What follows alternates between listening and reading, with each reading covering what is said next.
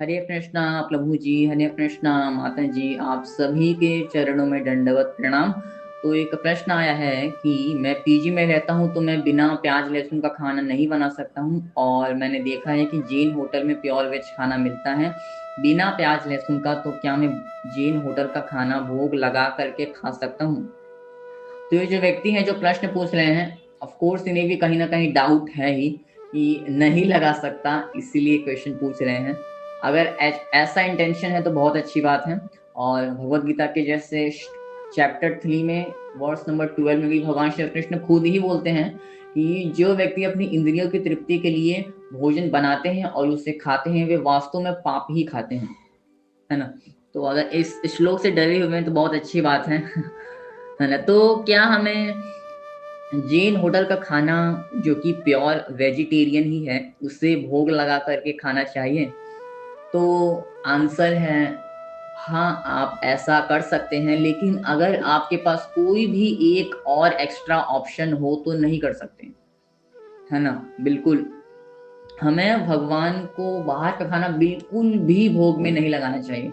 वो कहीं का भी हो, वो होटल का हो, ढाबा का हो, नेबर्स का हो, कहीं का भी खाना हो, हमें बाहर का खाना भगवान को भोग लगा करके नहीं खाना चाहिए। अरे, भोग ही नहीं लगाना चाहिए। सबसे मेन बात तो ये, आपको खाना है तो खाओ भाई, लेकिन भगवान को भोग बाहर की चीजें लगानी ही नहीं चाहिए। मतलब फलों की बात नहीं कर रहे, हमें जो खाना है उनकी उसकी बात कर रहे हैं। जो खाना बनाया गया है, दाल चावल जो भी, छोला वेला, तो उन सबको हमें भोग लगाना ही नहीं चाहिए। ये भी शास्त्रों में कहा गया है कि हमें ऐसे भोग को भगवान को अर्पित नहीं करना चाहिए, बिल्कुल भी।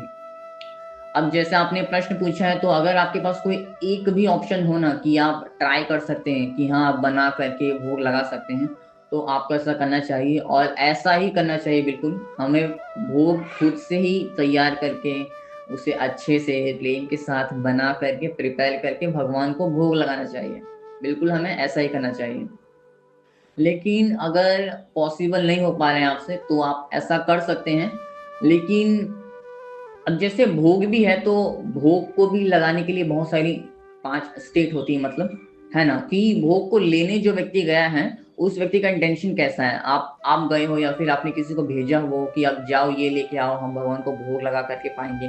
तो भोग जो व्यक्ति लेने ही गया है, जो व्यक्ति खरीदने गया है, सामान परचेस करने गया, अगर उसका इंटेंशन ही गलत है, वो आपसे नाराज है, गुस्सा है, कुछ भी उल्टी सीधी चीजें सोच रहे हैं, तो वो अब वो जो वस्तु है ना, वो भगवान को चढ़ाने लायक है ही नहीं। अब वो दूषित हो चुकी है क्योंकि इंटेंशन ही गलत है। भगवान श्री कृष्ण सब, मतलब सुप्रीमली भावग्राही जनार्दन है, उन्हें भाव ही चाहिए, उन्हें कोई भोग नहीं चाहिए, है ना। उन्हें हमारे भोग में कोई भी इंटरेस्ट नहीं है, हम चाहे उन्हें कुछ भी चढ़ाएं। उन्हें वैकुंठ में एकदम ट्रांसेंडेंटल फूड, ट्रांसेंडेंटल प्रेम के साथ मिलता है ना। तो आप सोचिए कि हमारे भोग में इंटरेस्ट भी क्यों लेंगे। लेकिन तो मतलब जैसे बात यही है कि कॉन्शियसनेस बहुत ज्यादा मैटर करती है भगवान श्री कृष्ण को। अब जैसे व्यक्ति भोग को लेने गया कि हाँ कोई सामान लाओ, भोग तैयार करेंगे फिर भगवान को चढ़ाएंगे, लेकिन इंटेंशन, गलत इंटेंशन से ही व्यक्ति उसको लाया है, तो अब वो भगवान को चढ़ने के लायक है ही नहीं, भगवान को भोग लगा ही नहीं सकते। या फिर कोई उसे बना रहा है ना, भोग तैयार कर रहा है, उसका भी इंटेंशन गलत हो, भोग ले जाने वाले का, भोग अर्पित करने वाले का, भोग पाने वाले का। तो ये 5 स्टेट होते हैं कि हाँ, प्रसादम तक के, भोग को लाने से भोग को पाने तक, है ना। भोग को पाने तक नहीं, प्रसादम को पाने तक, है ना। तो इन 5 स्टेट में, जैसे 5 स्टेट कौन कौन से हो सकते हैं कि जैसे जो व्यक्ति भोग ला रहा है उसका इंटेंशन क्या है, भोग तैयार करने वाले का इंटेंशन क्या है, और भोग ले जाने वाले का इंटेंशन क्या है, भोग अर्पित करने वाले का इंटेंशन क्या है, और भोग जो अब जो प्रसादम बन गया है, प्रसादम बना भी कि नहीं बना कंफर्म नहीं है। अगर व्यक्ति भक्त होगा तो ऑफ कोर्स वो प्रसादम बन जाएगा, लेकिन नहीं होगा तो नहीं बनेगा, क्योंकि भक्तों में भगवान के लिए प्रेम होता है ना, जितना भी होता है। लेकिन होता है भक्तों में भगवान के लिए प्रेम। तो अब भग, जैसे भगवान ने अब स्वीकार भी कर लिया, अगर मान लीजिए वो भक्त था, भगवान ने उसे स्वीकार भी कर लिया, लेकिन अब जो पा रहा है उसका इंटेंशन ही गलत है कि ये क्या दे दिया, ये उल्टा, ये इसमें नमक सही नहीं है, इसमें ये हल्दी नहीं है, ये नहीं है। तो फिर वो जो भोग है, वो मतलब वो जो प्रसादम है, वो प्रसादम अब उसे कोई भी कृपा नहीं देने वाला, है ना। उस प्रसादम में भगवान की करुणा की कृपा तो थी ही, भगवान की हेतु की कृपा थी कि हाँ आपका मंगल होता, आपका मन शुद्ध होता, आपकी बुद्धि शुद्ध होती, आपकी बुद्धि आपका मन भगवान में लगता। लेकिन अब जो प्रसादम पा रहा है इस गलत इंटेंशन से, उसको कोई भी फायदा नहीं होने वाला है ना, बिल्कुल। तो ऐसा भी होता है, आप सोचिए, भोग लगाए हैं, अच्छे व्यक्ति ने भोग लगाया है, भक्त ने लगाया है, प्रसादम बन गया है। अब पाने वाला ही सही इंटेंशन से नहीं पा रहा है, उसका इंटेंशन ही गलत है, विचार मन में गंदे गंदे विचार ही हैं, तो प्रसादम की तरह नहीं काम करने वाला बिल्कुल भी।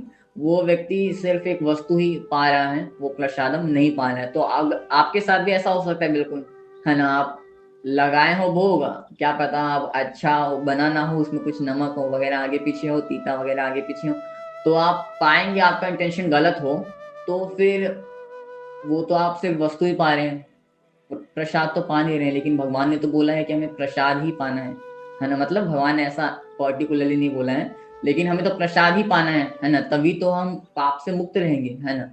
अगर ऐसे ही खरीद के हम ठूसते रहेंगे तो हम पाप खाएंगे, लेकिन हम अर्पित करके खाएंगे तो अर्पित करके भी हमें प्रसाद पाना है ना। अर्पित करते वक्त, पाते वक्त हमारा इंटेंशन पूरा सही होना चाहिए, तभी तो हम पाप मुक्त रहेंगे, है ना। श्रील प्रभुपाद जी जैसे बहुत, जैसे जब मैं पहले कृष्णा कॉन्शियसनेस में था, तब मैं देखा करता था कि इतना जोर क्यों दिया जा रहा है कि भोग लगा करके पाओ, भोग लगा करके पाओ, इतना जरूरी क्यों है ये। मतलब क्या ऐसे भी तो खा ही सकते हैं ना, क्या प्रॉब्लम क्या है, ऐसे भोग लगा करके क्यों पाना है।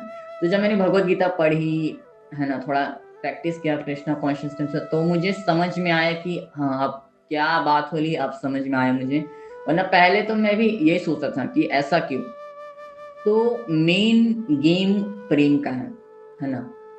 मेन गेम प्रेम का है। भले ही भोग लाने वाला व्यक्ति गलत इंटेंशन से लाया हो, बनाने वाला भी, लाने वाला भी, लेकिन भोग लगाने वाला अगर भक्त है, बहुत ही प्रेम से भगवान को अर्पित कर रहा है, तो भगवान उसे स्वीकार करेंगे और वो प्रसादम बन जाएगा, बिल्कुल। भले ही पिछले के तीनों स्टेट में इंटेंशन ही गलत रही हो, लेकिन अब व्यक्ति जो भक्त भोग लगा रहे हो प्रसादम बन जाएगा, और पाने वाला भी अगर अच्छे इंटेंशन से उसे पाए तो उसे वो प्रसाद की तरह कार्य करेगा। जैसे भगवान श्री कृष्ण ने 9.26 में खुद कहा है ना, पत्रम पुष्पम फलम तोयम यो मे भक्त्या प्रयच्छति। इसके बाद का श्लोक थोड़ा हार्ड है। तो जैसे जो बहुत ही प्रेम से भगवान को पत्र, पुष्प, फल या फिर तोयम जल अर्पित करता है, भगवान उसे स्वीकार करते हैं। लेकिन कैसे अर्पित करता है, बहुत ही प्रेम से, भक्ति में भाव के साथ, है ना। है ना, तभी उसे भगवान स्वीकार करते हैं। नहीं तो आप भगवान को कुछ भी भोग लगा, भगवान स्वीकार नहीं करने वाले, बिल्कुल भी, है ना। तो मेन गेम प्रेम का है।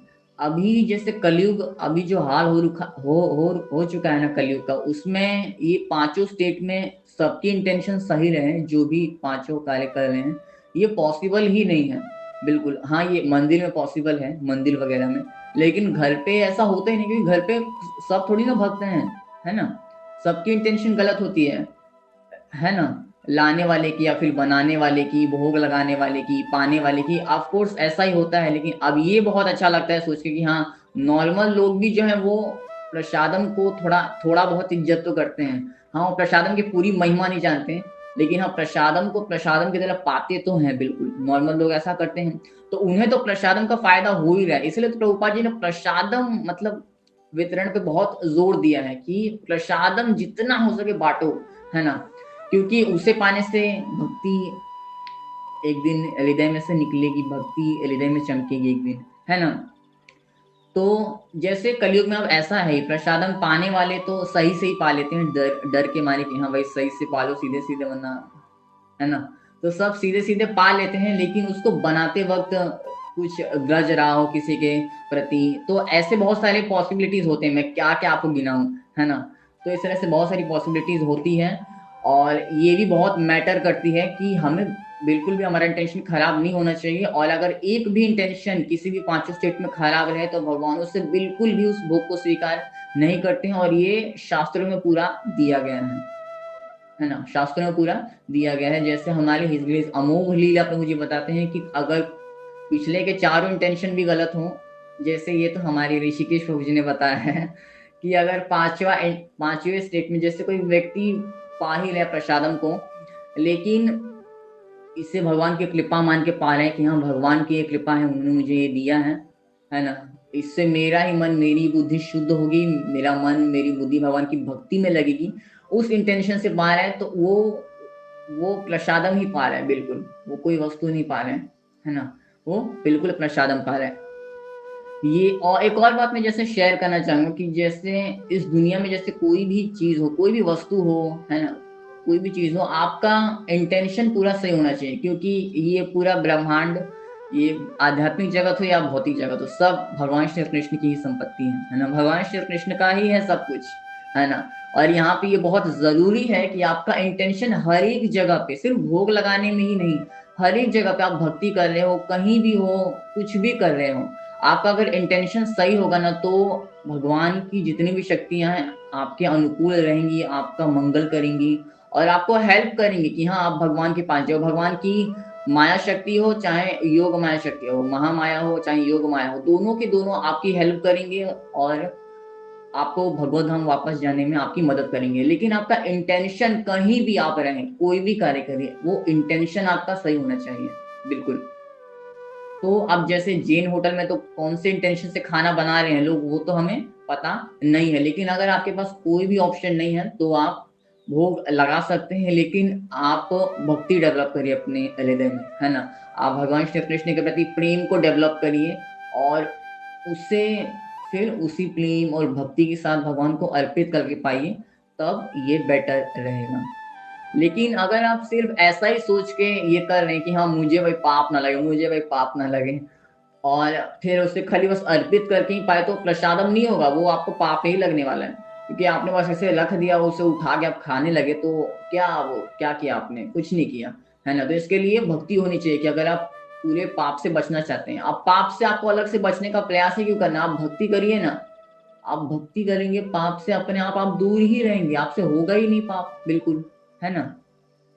मतलब ऐसा नहीं है, लेकिन शुरू शुरू में होता है, लेकिन आपसे फिर पाप धीरे धीरे दूर हो जाएगा, चला जाएगा, आपसे पाप नहीं होगा, आपको कोई इंटरेस्ट ही नहीं होगा पाप करने में, है ना। तो ऐसा नहीं है कि आप खाली भोग लगा के पा लेंगे तो आपको फायदा होगा, ऐसा नहीं है। उसको बहुत ही प्रेम से भक्ति के साथ भगवान को भोग लगा के पाना है, तब आपको फायदा होगा।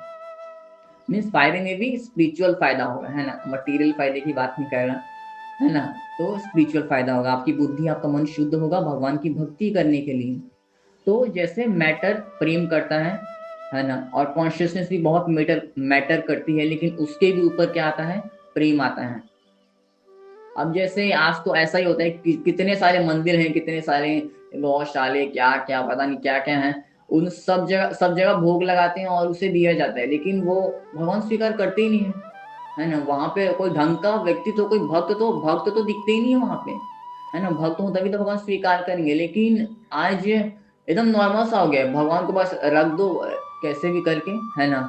मंत्र वगैरह भी नहीं पढ़ते, रख दो बस, भगवान से स्वीकार कर लेंगे, स्वीकार कर लेंगे ये भी नहीं सोचते, बस वो रख देते हैं और खुद पा लेते हैं, हो गया खत्म, ये हमने प्रसादम खा लिया बस। तो आजकल ऐसा चल रहा है, लेकिन हमें इन सब से बचना चाहिए। तो जैसे मैंने आपको बता दिया है कि मैटर प्रेम करता है, उसके नीचे सारी चीजें आती हैं, है ना, भक्ति करती है मैटर। तो आप इस पे ज्यादा फोकस करिए, है ना। अगर आप चढ़ा दे रहे हैं तो आप चढ़ा सकते हैं, लेकिन बहुत प्रेम से आप चढ़ाने का प्रयास करिए, ताकि भगवान उसे सच में स्वीकार करें, है ना। आप भगवान को खुश करने के लिए चढ़ा रहे हैं, इस भाव से चढ़ाइए, भगवान इससे प्रसन्न होंगे। मैं खुद इसे पाऊंगा, मेरे पाप कटेंगे, ऐसे भाव से मत चढ़ाइए, है ना। तो ऐसा हमें करना चाहिए। तो आई होप आप समझ गए होंगे। हरे कृष्णा, हरि